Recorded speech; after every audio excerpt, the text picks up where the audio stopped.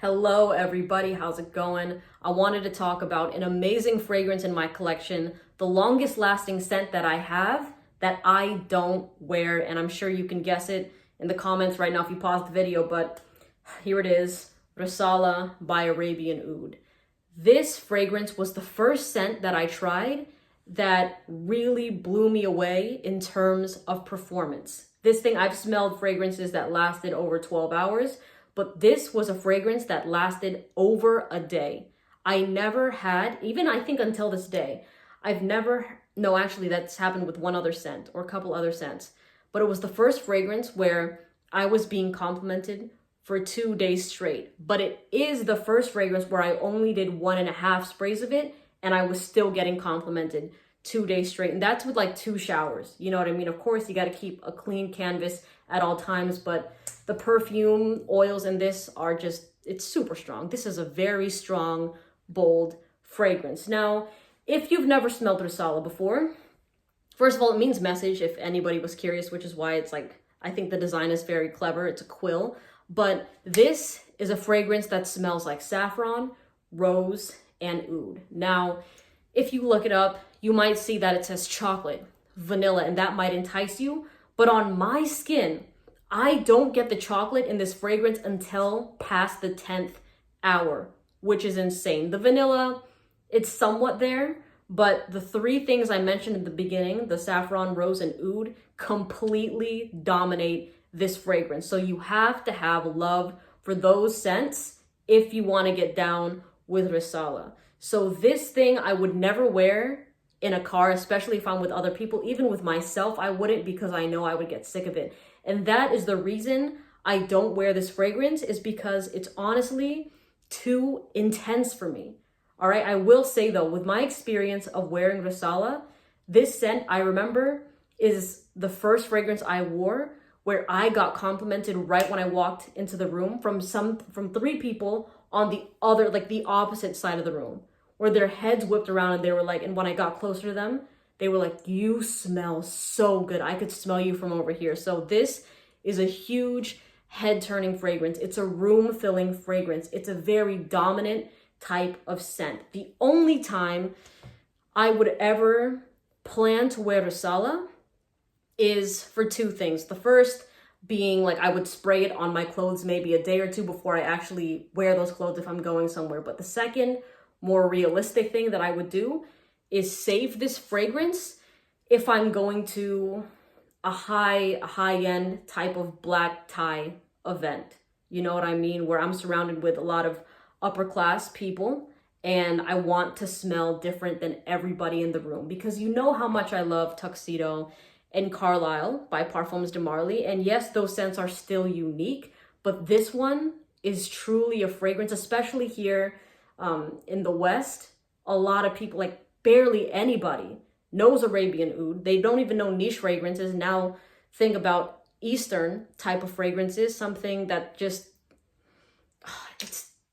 it's a wow type of scent. You know what I mean? This is a fragrance I would wear if I truly want to show out. Like I am there to just be that person. You know what I mean? And this fragrance, the thing is, it's definitely sexy. This smells better in the air than it does on the bottle like this. And of course, everyone that watches my channel that is subscribed to me most of the time, you know that, right?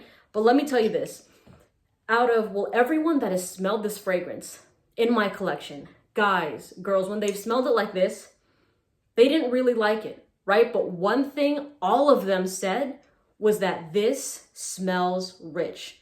They were like, "I don't like it, but I get it. That smells like a billionaire." Billionaire is a word that I heard multiple times whenever somebody smelled Rissala. Of course, they were drawn to the fragrance because of the way it looks, like compared to all the other bottles. And then you see something with a quill, you're like, "Damn, what is that? Let me get my nose on that." So it's not an everyday type of scent, right? But when they got their nose on it, they're like, "I'm not rocking with it, but that just smells like you are the richest person like on the planet." Like this thing just it oozed that type of that vibe, that character, which is, you know, very rare for a fragrance to do. There are some that people would say, "Oh yeah, Grand Soir," all that sort of stuff, right? But Rissala really, I think, is on its own level with that, especially here in the West, right? MFK, a lot of people know that brand, so it's pretty common in comparison to Rosala. But yeah, if you're the type of person that you want to stick out, you want to smell totally different from everybody else, then this is the fragrance for you. Now, I think I would wear it a little bit more if I lived in colder weather because, like I've stated in so many of my videos, I live where it's mainly warm, and this fragrance plus hot weather is a total no-go. It's gonna get suffocating, it might get headache-inducing. Well, it will get headache-inducing, but if you're somebody that lives in cooler weather and you can handle strong fragrances, like if you've never smelled Rosala, something with the strength like Oud Satin Mood by MFK, if you like those type of beast mode fragrances, I think you're really gonna enjoy this one right here. So I know that I said I don't, like this is a fragrance I don't reach for, and it's unfortunate, you know what I mean? Because this is a scent you will still hear me recommending. I will always have this on lists, especially when it comes to beast mode fragrances, because I know what this fragrance can do. And I will say, I know when I mentioned that people smell this like this, and they said they didn't like it, but when you wear this on skin, when I was walking around with this fragrance, people loved it, okay? So of course, it's hard to smell a fragrance like this and be like, oh yeah, I love it. It's definitely not gonna be one of those scents.